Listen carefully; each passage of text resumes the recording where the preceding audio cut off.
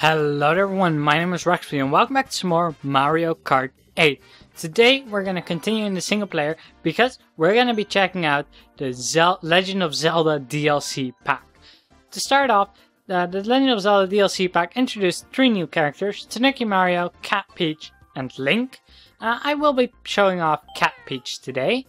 It also showed off a couple of vehicles: the Blue Falcon, the Tanuki Cart, the B-Dasher, as well as a bike. I'll be showing off the bike next episode. I already showed off the B-Dasher, but today I'm going to drive in the Blue Falcon. They did introduce new tires, but I'm going to show this off next time. I'll just stick with the slick wheels for this episode, and they had a new glider too, but again, that will be next episode. For now, we're going to stick with the Super Glider. 2 new cups were introduced, the Egg Cup and the Triforce Cup. We're going to do the Egg Cup today. So, let's start it off right now.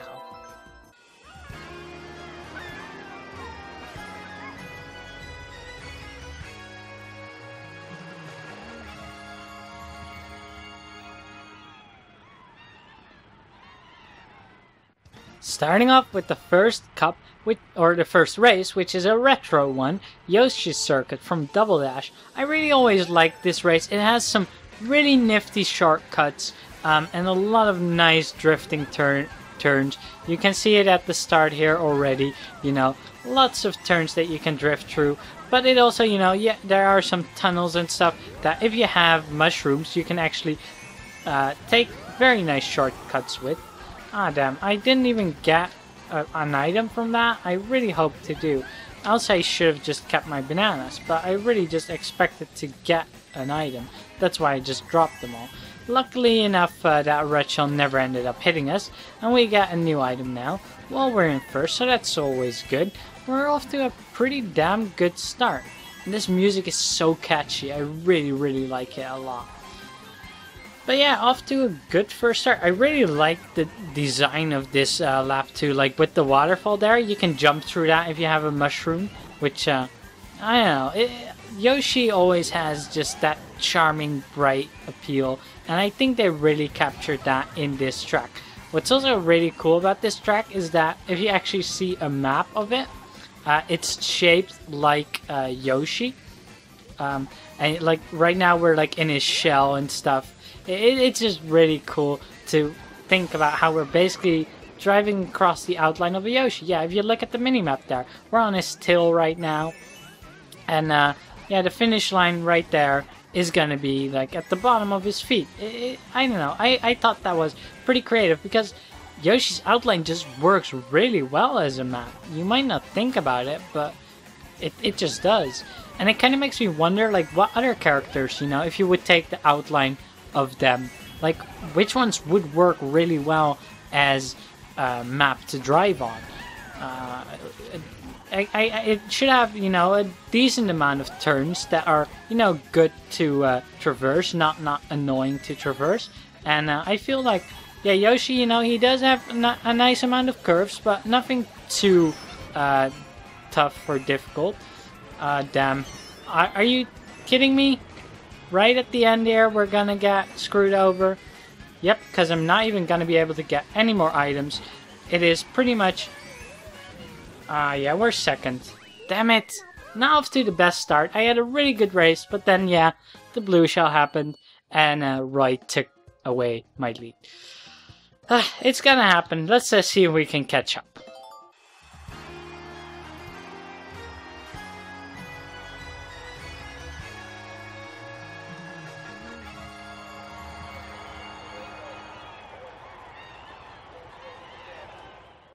Next up is the Excitebike Arena, a completely new level introduced in this DLC. And while the minimap may look really boring, and we already screw up like right from the get-go, good going there, this map is really interesting. And that is because this map is generated. It's randomly generated. So each time you play, it will be slightly different, you know, like where the hills are, where the mud pools are, where the turbos are, you know, all of that is pretty much randomly generated. So there's like just an infinite amount of possibilities, and I just always thought that was so incredibly cool for an idea, you know. it's really like, I love how they did that, because it just makes this track slightly new every time you play it. It really does a good job keeping it fresh. Now, for the time trials, they actually did keep it the same every single time, which is a really good thing, because else, you know, you could just get all a good random, like a good layout might, you know, be a lot more beneficial for a certain time trial over another, and that would give some unfair advantages. So it's good that they didn't do it there. But for the rest, you know, every single time you play this, it will be different. And let's take out this blue shell, because I don't want to give up my lead once more. This time I'm intending to take first place. Oh wow, 2 boomerangs, like right after each other. I don't appreciate that, buddies. Can you keep your boomerangs back there, Baby Mario and Roy and stuff? I don't know who exactly threw that one, but I don't appreciate it, whoever it is. I really do like the little meow sounds Peach, or Cat Peach, makes. It's pretty damn cute. Although I do think it's a bit silly, you know, how they did a Tanuki Mario and Cat Peach, when, you know, there's characters like Diddy and Birdo that have just been absolutely shafted from this version of Mario Kart. And even, you know, characters like Rob or something, you know, those could have been included instead. But no, they went for, you know, Baby or Cat Peach and Tanuki Mario. It's a bit of a shame. But that completes another race, and we are way back in first, with Roy finishing 5th there. So that's very good for us. Let's see if we can keep that up.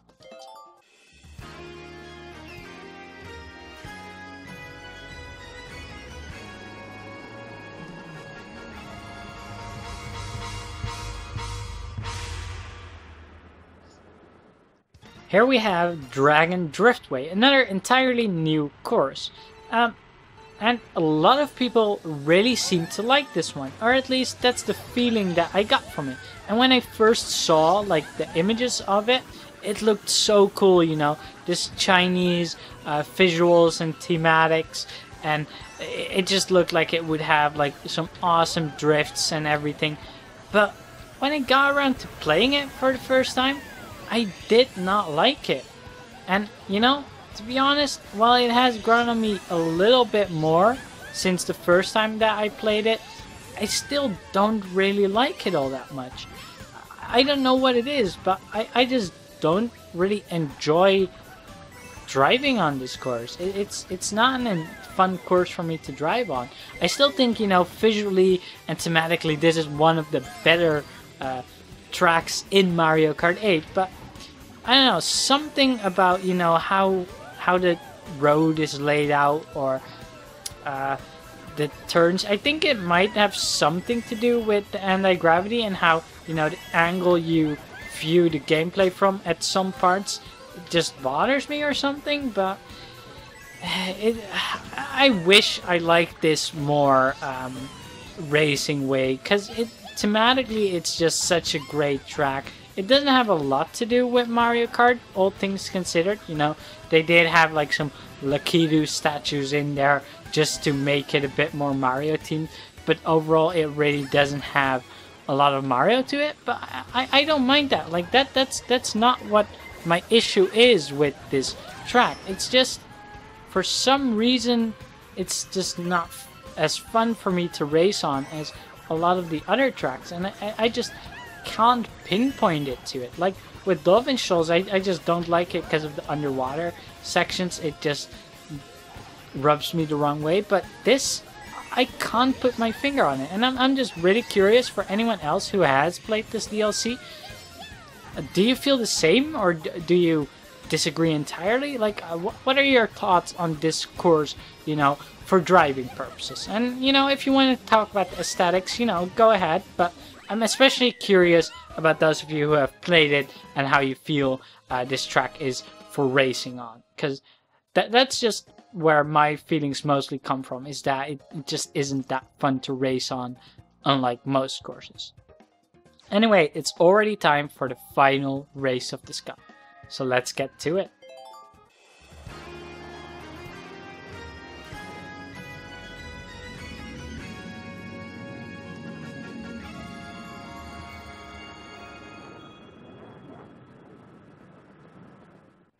And here we have Mute City, a track based entirely around the F-Zero franchise. But for some reason they don't have Captain Falcon in this game at all, and they're not gonna ever make a new F-Zero game, are they? Yeah, a lot of people want it. Personally, I'm not a great fan of the F-Zero franchise. I've played it once or twice. It's fun, it definitely is, but I'm not one of those people who's like dying for a new F-Zero game. But despite that, I really do think they are great games, and I definitely wouldn't mind seeing a new one being made. And this track really does show off, you know, how awesome F-Zero can be. And this track really just makes you feel the high speed that the F-Zero franchise is known for.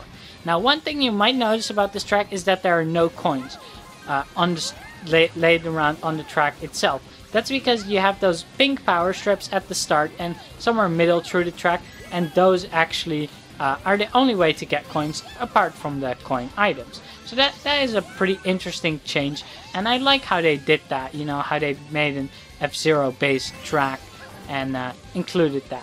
Although I also think it's a bit of a shame how they didn't at least like include Captain Falcon as a guest character, you know? I mean, just screw like Cat, Peach or Tanuki Mario and put in Captain Falcon, and you know, people can at least race with Captain Falcon in an F-Zero based track. I think a lot of people would have already appreciated that a lot from Nintendo, and I feel like that is really a missed opportunity from them, especially because the second DLC pack that's coming out, the Animal Crossing one, it has 2 characters from Animal Crossing and only, you know, 1 Mario character. So it's not like they can't do 2 guest characters in a DLC pack, because they totally can, and people would not mind at all to see Captain Falcon in there. Heck, I would argue that maybe more people would have wanted Captain Falcon in there because he fits better